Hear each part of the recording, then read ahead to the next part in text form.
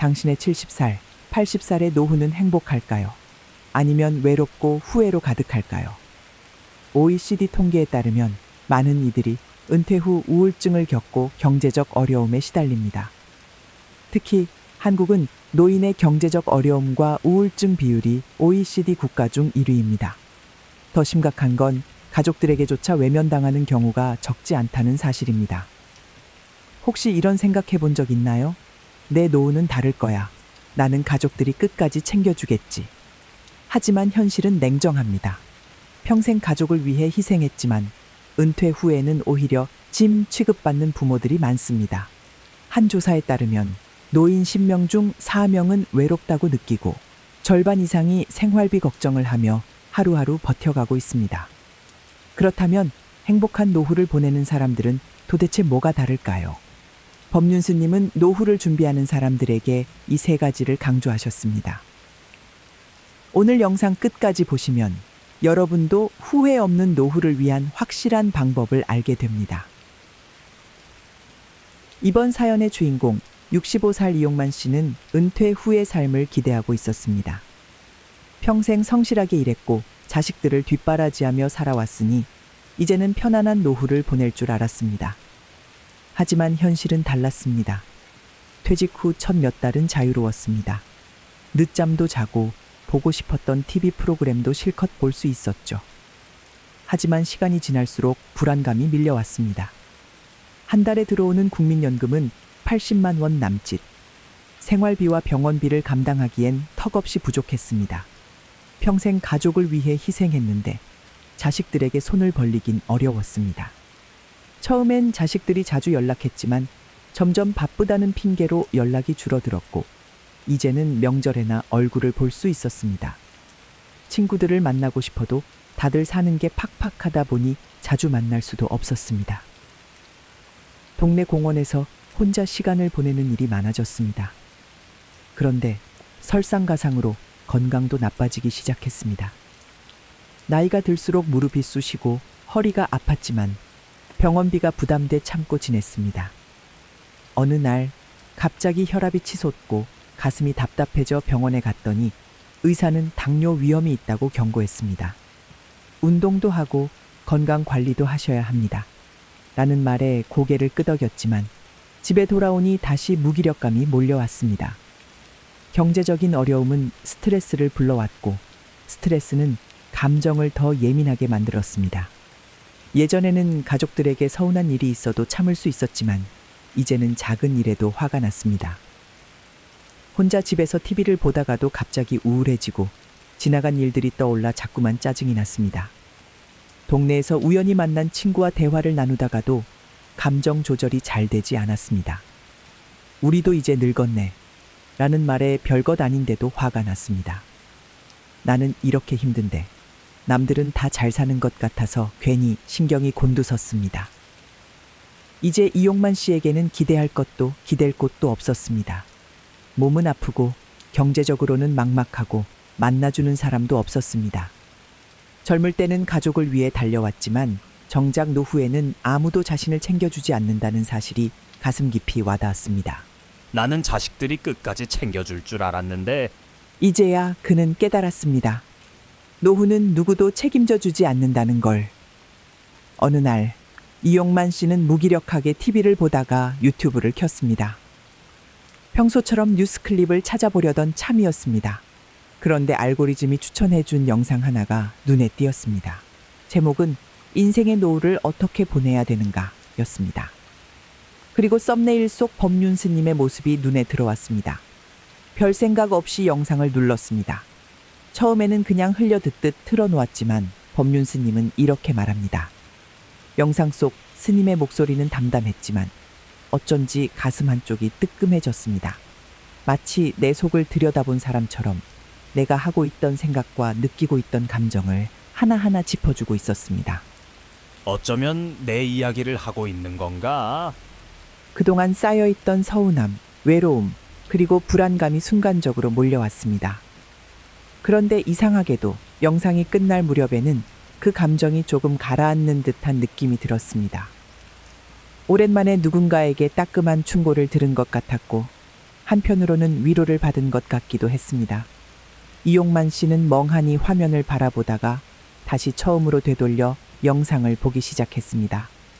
그리고 이번에는 더욱 집중해서 들었습니다. 다시 처음부터 영상을 되돌려 보니 법륜스님은 크게 3가지를 말씀하셨습니다. 첫째, 절대 자식에게 기대지 말아라. 그리고 자식에게 재산을 다 주면 안 된다.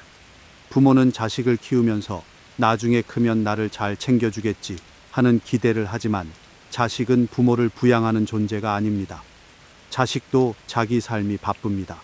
내가 늙었을 때 의지할 사람은 결국 나 자신뿐입니다. 이 말을 듣는 순간 이용만 씨는 뜨끔했습니다. 사실 그는 은퇴 후에도 자식들이 자신을 챙겨줄 거라고 믿어 의심치 않았습니다. 젊을 때 가족을 위해 모든 걸 희생했으니 자식들도 마땅히 자신을 돌봐줄 거라고 생각했습니다. 어릴 때부터 부모에게 효도해야 한다고 가르쳤고 자신도 그렇게 배워왔으니 당연하다고 여겼습니다. 하지만 현실은 달랐습니다.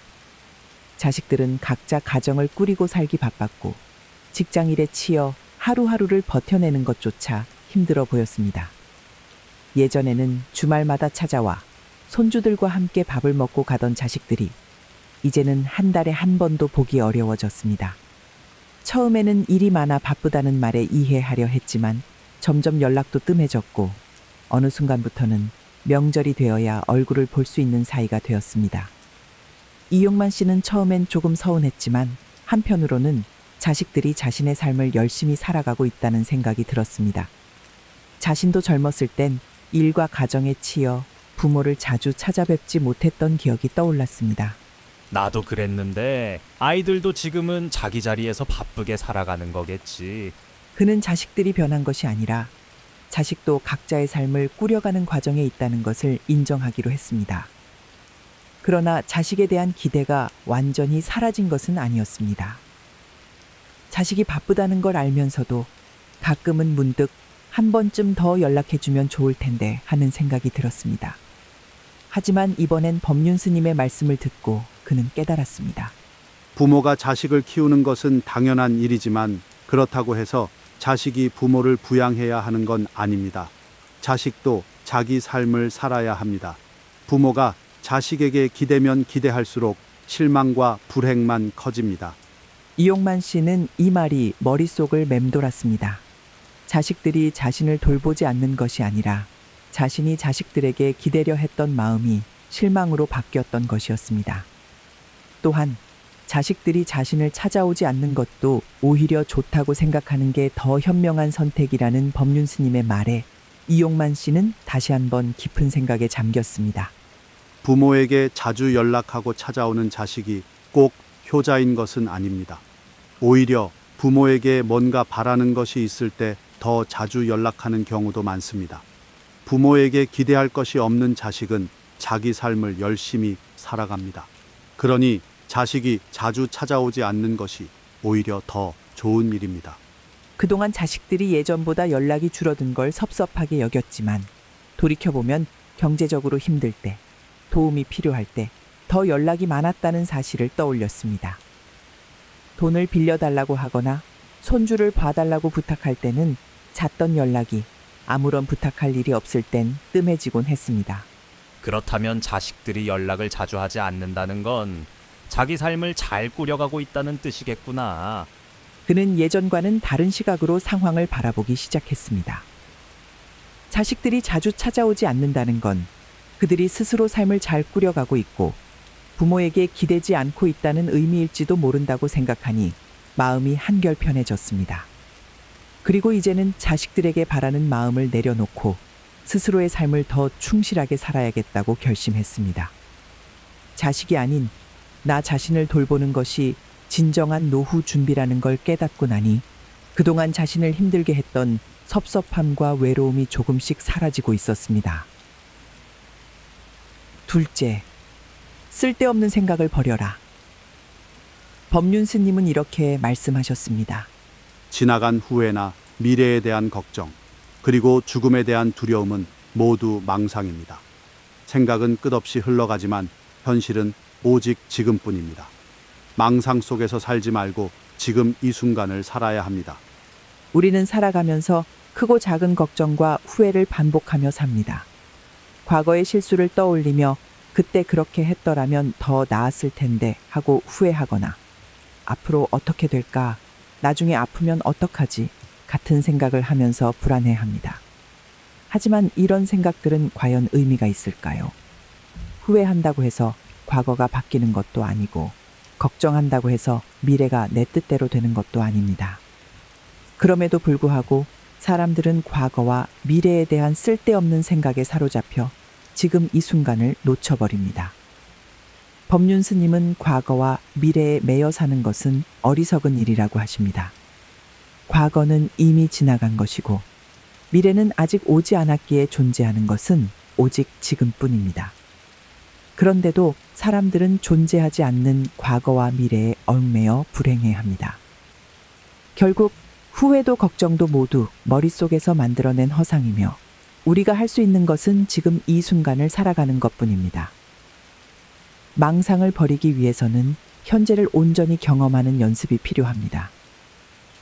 법륜 스님은 생각을 없애려 하기보다 또 쓸데없는 생각이 올라왔구나 하고 알아차린 후 흘려보내라고 하십니다. 생각이 떠오르는 것을 막을 수는 없지만 그 생각을 붙잡고 고민할 필요는 없습니다.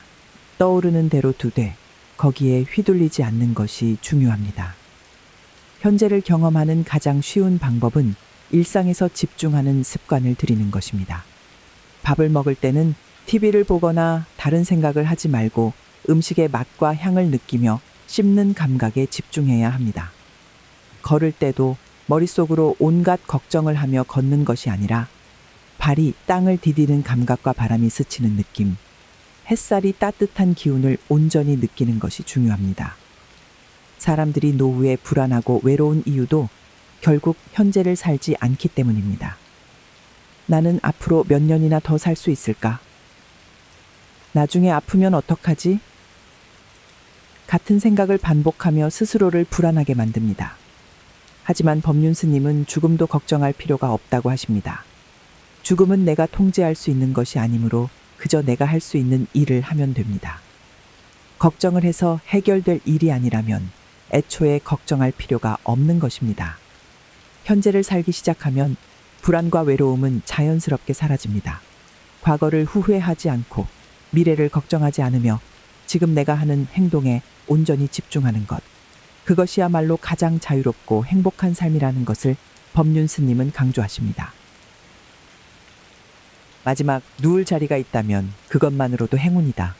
사람은 밥 3끼만 먹고 누울 자리 하나만 있으면 됩니다. 그 이상을 바라면 괴로워지고 그 최소한에 만족하면 삶이 가벼워집니다. 가진 것이 많다고 행복한 것이 아닙니다. 내가 지금 가진 것만으로도 충분하다고 느낄 때 진짜 자유가 옵니다. 사람들은 종종 가진 것이 부족해서 불행하다고 생각합니다. 더 좋은 집, 더 많은 돈, 더 건강한 몸이 있어야만 행복할 것처럼 여기며 끊임없이 자신을 타인과 비교합니다. 내가 더 젊었을 때 돈을 더 모았어야 했는데 이 나이에 이 정도밖에 못 벌고 있으니 실패한 거 아닐까? 주변 사람들은 다들 노후 준비를 잘 해놓았는데 나는 너무 부족한 것 같다. 이런 생각이 반복될수록 만족은 사라지고 지금 내가 가진 것들은 하찮게 느껴지기 시작합니다. 하지만 법륜 스님은 말씀하십니다. 오늘 먹을 밥이 있고 누울 자리가 있으면 이미 충분히 행복한 사람입니다. 이용만 씨도 처음에는 이 말을 쉽게 받아들이지 못했습니다. 평생 가족을 위해 헌신하며 열심히 살았지만 은퇴 후 경제적인 불안 속에서 자신의 삶이 초라하다고 느껴졌습니다. 젊었을 때는 열심히 뛰어다녔지만 이제는 계단을 오르는 것도 부담스럽고 시력도 예전 같지 않으며 귀도 조금씩 어두워지는 것이 느껴졌습니다. 가끔은 혼잣말을 하다가도 내가 이렇게 늙어가는구나 하는 생각에 우울해졌습니다. 그런데 어느 날 법륜 스님의 영상을 보며 문득 깨달았습니다. 나는 오늘도 3끼 밥을 먹었고 편히 누울 곳이 있다. 조금 불편하긴 해도 내 2발로 걸을 수 있고 내 손으로 밥을 떠먹을 수 있으며 정신이 맑아 내 생각을 표현할 수 있다. 그렇다면 나는 지금 충분히 행복한 것 아닌가. 라면서. 생각해 보니 그는 단 한 번도 굶은 적이 없었습니다. 누울 자리 없이 길에서 밤을 보낸 적도 없었습니다. 귀가 조금 어두워지고 다리가 무거워지고 눈이 흐려졌지만 여전히 스스로 움직일 수 있었고 주변 사람들과 대화할 수도 있었습니다. 그런데도 그는 끊임없이 예전보다 부족한 것만 바라보며 자신을 불행하다고 여기고 있었던 것입니다. 그 순간 그는 한 가지 중요한 사실을 깨달았습니다. 나는 부족한 것이 아니라 만족할 줄 몰랐을 뿐이구나. 법륜 스님은 이렇게 말씀하십니다.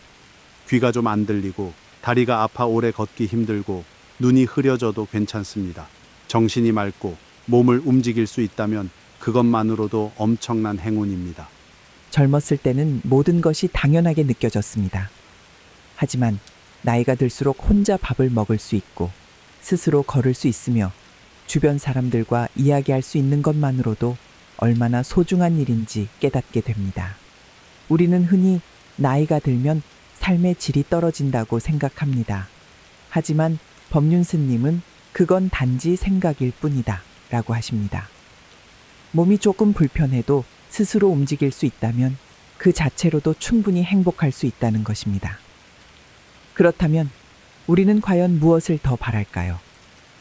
눈이 조금 침침해도 세상을 볼 수 있고 귀가 조금 어두워도 사람들과 이야기할 수 있으며 걸음이 조금 느려도 스스로 움직일 수 있다면 우리는 이미 많은 것을 가지고 있는 것 아닐까요?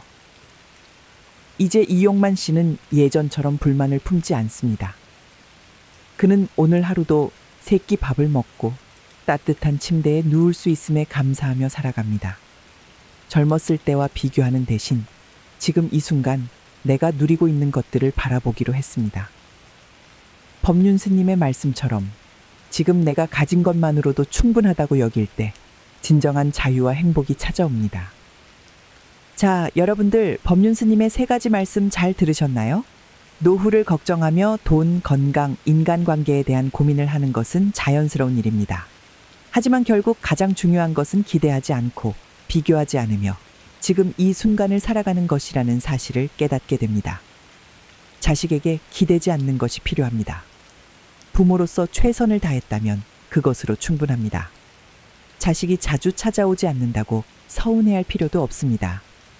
오히려 그것은 그들이 자기 삶을 잘 꾸려가고 있다는 의미일 수 있습니다. 내가 기대를 내려놓을수록 마음이 편해지고 나 자신을 더 충실하게 돌볼 수 있습니다.